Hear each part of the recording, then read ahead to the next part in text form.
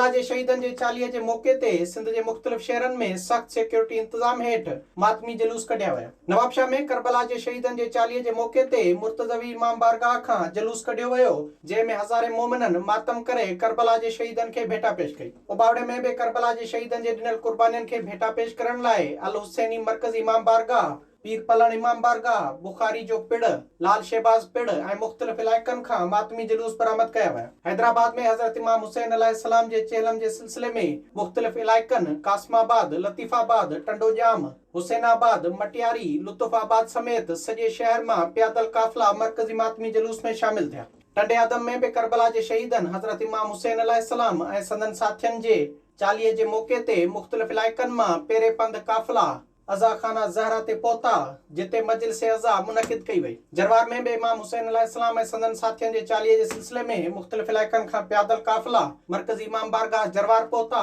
जितां गॾियल मातमी जुलूस बरामद कयो वियो। गढ़ी यासीन में बि इस्लाम जी सरबुलंदी लाइ अज़ीम कुर्बानियूं ॾींदड़ हज़रत इमाम हुसैन अलैहिस्सलाम ऐं संदन साथियनि जे चेलम जे मौके ते मरकज़ी मातमी जुलूस बारगाह कसर हुसैन खां बरामद कयो वियो, जेको मुख़्तलिफ़ मुक़रर रस्तनि खां थींदे अलमदार रोड ते पहुतो, जिते मजलिस अज़ा बर्पा कई वई। कंबर ज़िले में बि चहलम जे मौके ते 38 जुलूस बरामद कया विया, जेके पंहिंजी मंज़िल ॾांहुं रवां दवां आहिनि। वारा में बि शोदाए करबला जे चेलम जे मौके ते मरकज़ी इमाम बारगाह हुसैनीअ खां मातमी जुलूस बरामद कयो वियो, जेको मुख़्तलिफ़ रस्तनि खां थींदे मरकज़ी इमाम बारगाह हुसैनीअ ते पहुतो, जिते हज़ारे मोमिनन सीना ज़नी कई। मातमी जुलूसनि जे सिक्योरिटीअ जा इंतज़ाम इंतहाई सख़्त कया विया, जॾहिं त मातमी जुलूसनि जे रस्तनि ते पुलिस ऐं रेंजर्स जे एहलकारनि खे मुक़ररु कयो वियो। विज़िट कयो अवामी आवाज़ मीडिया ग्रुप जी वेबसाइट awamiawaz.pk